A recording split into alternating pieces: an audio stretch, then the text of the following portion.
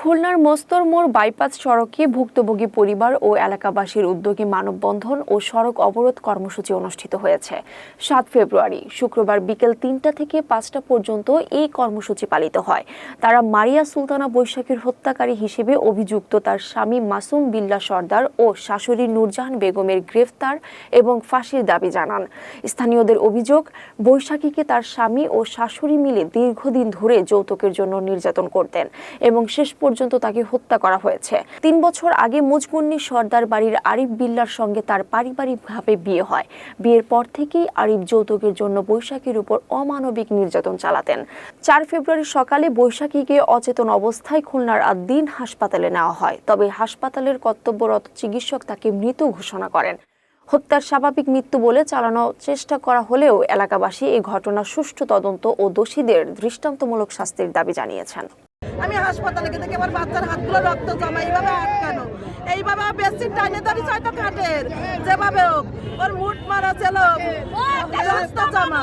আমার সুস্থ বাচ্চা, ওরা কার কত অপরাধী করতেছে, আমার সুস্থ বাচ্চার কোনো রোগ বিয়াদি ছিল না। আমার মেয়েরে যেভাবে অত্যাচার করে মারিছে, আমি আমার মায়ের সূক্ষ্ম বিচার চাই।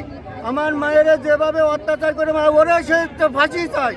আমার মায়ের কত টাকা পয়সা দিয়ে আমি তারা দিছি, আমার কোনো এর বিচার কোনো কিছু হয় নাই। আমার মায়ের এই শুধু এই নাতিটার দিক টাকায় আমি আমার মায়ের সংসার করাতে পাঠাইছি, সংসার কর।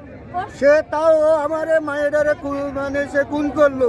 সোমবার ছিল, সোমবার দিন দুপুরবেলা ওর সঙ্গে কথা হয়েছে, স্বাভাবিক ছিল, কোনো সমস্যা ছিল না। কিন্তু সকাল 9টা সাড়ে 9টার সময় আমাদের ফোন দিয়ে বলে মেয়ে অসুস্থ, একটা বিছনার চাদর নিয়ে আসেন, মেয়ে অসুস্থ হয়েছে, আপনারা শিগগির আসেন। আমরা যাই শুনি মেয়ে মারা গেছে।